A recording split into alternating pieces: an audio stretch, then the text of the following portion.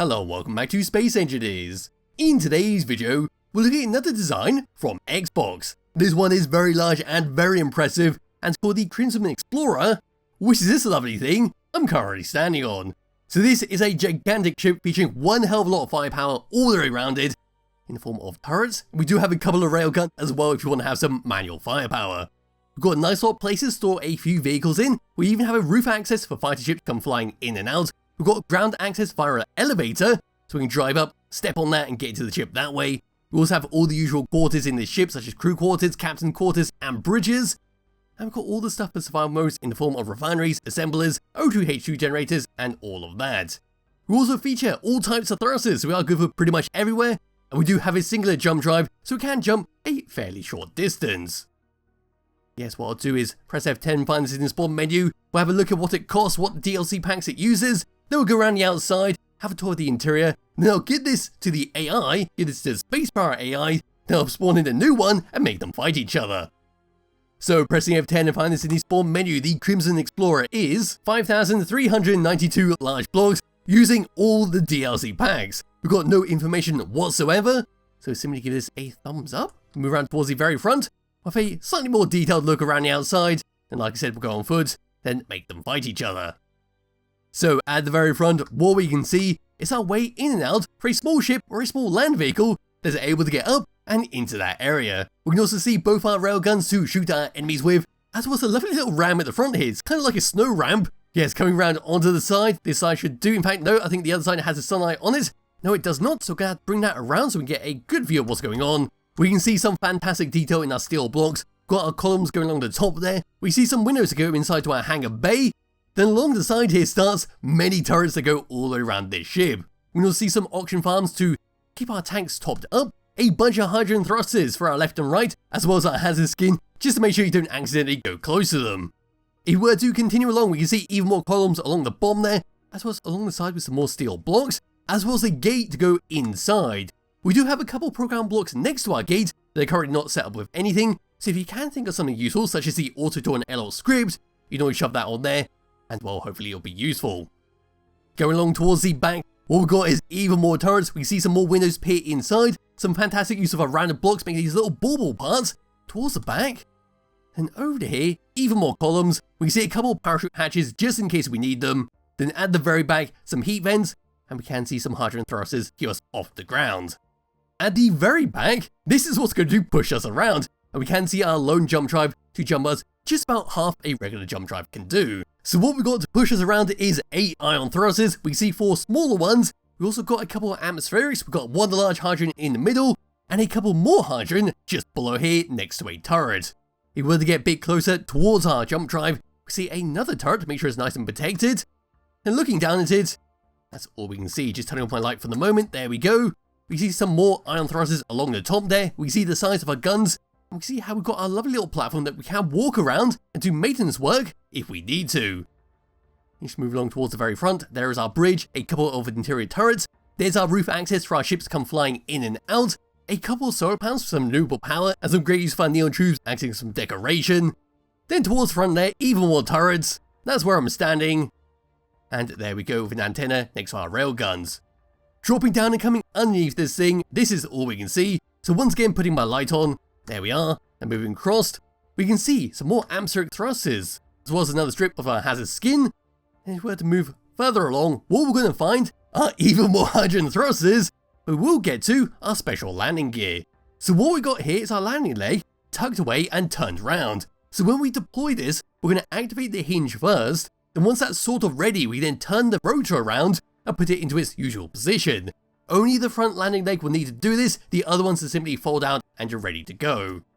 So moving along past this hazard skin, here are our rear legs, and as you can see, no rotor on these, they just fold out. But what is important about these back legs is when they fold out, they'll allow this middle section in between our blaster edge blocks to be able to go all the way down thanks to a piston, and this will be your landing access for a small vehicle, and of course you to load and unload any goods. So it comes all the way down to the ground to allow you to get up and inside without using your jetpack. Pulling away from this, more hydrogen thrusters, there's our turret at the back, and there is the very back of this ship. And there we go, that's a very brief look around the outside of the Crimson Explorer. and it looks bloody fantastic with how it's all been set up. It's such a sleek and elegant design overall. It looks like a luxury ship. It's got a lot of guns on here, so it should pack a nice punch in combat. So what we're going to do now is I'm going to grab hold of my character, we're going to come in through the front, and we're going to work our way towards the back. We're going to stick to the bottom floor because it does have a multiple floor setup, and it's going to get a bit confusing. So dropping down here and looking down below our catwalks, we do have an ore detector, so we can go out and about and scout ore patches. Then looking around here, there's our railguns. Then towards the back, in fact I missed it, there's a connector for a ship to dock up to. There's our windows we saw earlier, and here is our gate to get inside. So bring up the HUD and opening that up, not too sure why that lags, but this is our interior part. We can have a ship, can have a land vehicle, come inside it and be nice and safe. Just walking through here and looking up, got some light panels, we can see how everything's been connected up towards the front. Looking around the room, we are, got another connector below our floor. Then I should probably close this door behind me to not let any oxygen out. So moving along, through this next gate, we now come to the main part of the ship, which is going to feature a bunch of refineries to, well, refine everything up. We're going to come through here and close out that gate once again. We've got two of our industrial refineries, and they are linked together with catwalks, so we can walk up one and go to the other. But looking up and around the room, can see gravity generators which float away. We see our curved conveyors going all the way around the room. And what we are going to do is ignore the refineries for the moment and come into this section.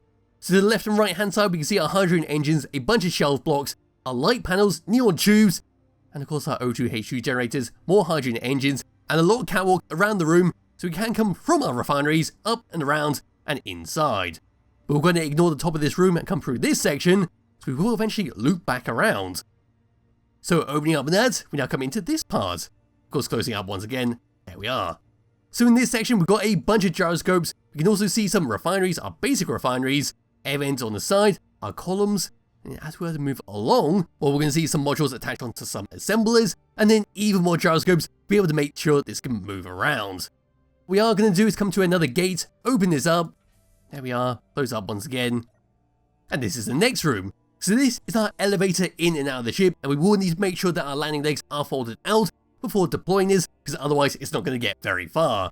But for the rest of the room, we've got some shelves around the room, we've got our hydrogen tanks on the left and right hand side, then onto this section is our button panel, which is going to be to control our legs, and all of that. It is in a different language, but all we need to worry about is this button, which is going to be to deploy our landing legs underneath here. We can walk across, look down, and see that they're slowly being deployed. Bring the free camera over and putting it underneath the ship. There we go, we see they are slowly moving. The one at the front is going to move but won't rotate, so we need to press another button for that. And now as you can see at the back here, they are fully deployed, and we're now ready to use the elevator. So for the elevator, we come over to this button, and we're going to press this one to go down. We're now going to move all the way down and be exactly flush with our landing legs, and we'll be able to get easy in and out, and of course drive a vehicle up and inside. But for the rest of the elevator, we do have an armory locker, a gun locker, to store a few bits and bobs. As for the rest of that, that's all this does. So moving back over, we're going to press that. The red button on top will be to turn this on and off, but we don't need to do that. We simply sit here, wait, and it goes all the way back up. Then we need to go back over to the other button panel and raise the legs back up before taking off. And just to speed this up, I will just jet back up, come across, press this button, turn off my light for the moment, and now we are ready to go. So moving past this, past all of our tanks, past all of our shelves, we then come to our O2H2 generators on our left and right hand side, and another gate to open up. Opening up this and immediately closing it behind me, we're now into another section. We've got even more industrial refineries, and one hell of a lot of steps go all the way up, and to the back where we came. Yes, looking around the room, we've got some windows here outside, you just about make out what's going on, and we've got a few steps come all the way up, and a bunch of curved conveyors go pretty much everywhere.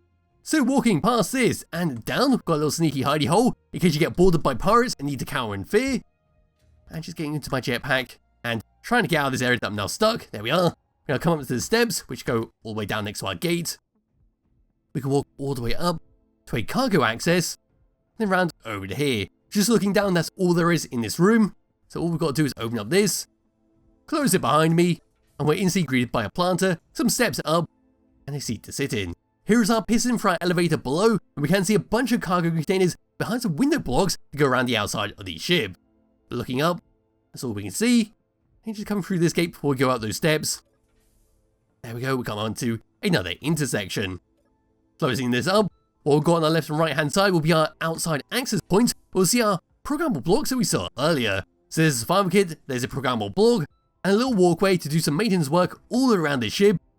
And yes, that's all it is, simply a dead end. And you just come along here, weld it up if it's damage in combat, and of course use this to dock up to a station and just hop off and go do your thing.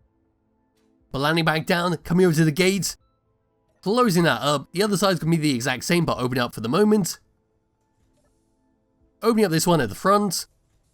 Coming through here, we're now in our living quarters. Closing up behind me, down below is our air vent. To our left is our captain's quarters, which is a very fancy place. Got a locker, a bed, a lovely TV. Round here we've got a shower and toilet setup. Then coming around through here, we're now coming to our proper living quarters. We've got a vending machine, another planter, a little lamp table, our table to discuss what's going on with a projector table in the middle. And around the room, there we are. So coming past this section, we've got another gate to open up and come into here. And we are back where we were at the very start, where we have our refineries at the back, our hydrogen engines and all of that. We're simply on the top section of where we get up through there. Yes, closing this, we do have another way to go through this section. Closing that behind me. And we need to go... It is a little bit confusing. It could be handy to have a few labels here and there to make sure you don't get lost. But those are the side access points. I need to come back through this one. And then we come up these steps. So hiding the HUD once again and opening up this doorway, and then coming into our medical bay, where we've got a big medical bay block, got a little scanning table, around here's our lab table, a little table to sit on, and do your work, and we can see our jump drive right behind here, which we can not access through the window. And then finally, turning around, we need to come out of this room, and go towards the bridge to finally fly this thing around. So coming down the steps, past our seat, we need to come through here, up these steps, and open up this doorway. Hopefully this is the correct way, yes it is. We are now finally in our bridge. We've got a bunch of seats that don't do anything. So if you want to, you can set up all these seats to control the turrets, control the jump drives, control the ramp at the bottom or the elevator even, if that's what you want. But yes, nothing going on with these, but we do have some transparent LCD screen telling us our hydrogen power usage and our meters per second. Turning around, we've got little seats for your passengers to sit on, as well as a bit of decoration in the form of some planters. Looking down, there we are. And around at the back of this room, we've got a couple of fly seats that don't currently do anything. In the middle is our helm where we're actually going to fly this thing around. And in the corner, we do have a button panel. Again, this is in a different language. We do have a master toggle for all of your thrusters, turn them on and off if that's what you need.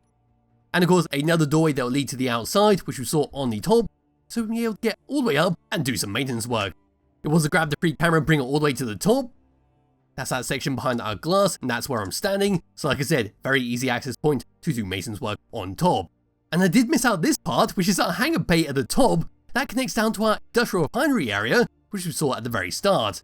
So that behind there is our little hangar bay, there's our industrial refineries, our hydrogen engines along the sides, and at the top there is our hangar bay doors to be able to get a ship in and out, which I suppose could be very useful for a mining ship to come in, drop off everything it's collected, and of course sit inside here to make sure it's nice and protected from any kind of pesky drones. Yes, grabbing a hold of my character once again, we come back through here, and coming to actually flying this thing around. Then we'll go give it to the AI, and well, make them fight each other. So coming into the helm, this is all we can see all the way around us, so we have a very limited view. Could be very useful to have a couple of cameras here and there. Yes, in third person view, and pressing number 1, these are the only controls we get. So we've got 2 of them that aren't currently working, so I will remove these for the moment. And well, you could replace these with say the elevator system, closing all the doors around the ship as a master toggle, but that's up to you. I'm just going to simply leave it as it is. Yes, number 1's going to be for all of our landing legs to deploy them all the way down. So just grab hold of the free camera, bring it all the way down. And there we are, that's the ones at the back, that's the ones at the front. If I was to press number 4, what's going to happen is the front one's going to turn all the way around, so that matches the ones at the back, and looks very nice and neat when landed on the ground. And of course, you don't have to do this, you can just leave it as it is, but it does make it look a lot better. Anyway, pressing number 4, that's going to twiddle all the way back around. Pressing number 1 to fold it all the way back to how it was. Pressing number 6 is basically the same as number 1, but it only does the front landing legs. And there we go. So back into this view, what we're going to do is fly this thing around, see how it handles, then it's on to the AI combat. So moving forwards, this is what we get. For such a large ship and for such a heavy ship, we've got one hell of a lot of speed. Look at this thing go. Coming to a stop, we are a lot slower, and we don't really have the gyroscope controls to 180, so do make sure you're playing very carefully while driving this thing around at high speeds. Moving left, And moving right, once again, some very nice speed for such a large ship. Moving down, there we are, we feel slower than everything else. Moving up, we've got some fantastic speed, which is to be expected by a ship that can go on a planet. Then as for gyroscope controls, as you saw, this is all we get, so it's not the worst thing at the end of the day, but it's still extremely heavy and very draggy to move around. We're going to be heavily reliant on our turrets all the way around this to blast your enemies with, because I don't think you're going to be able to line up your railguns in time against a very nimble target.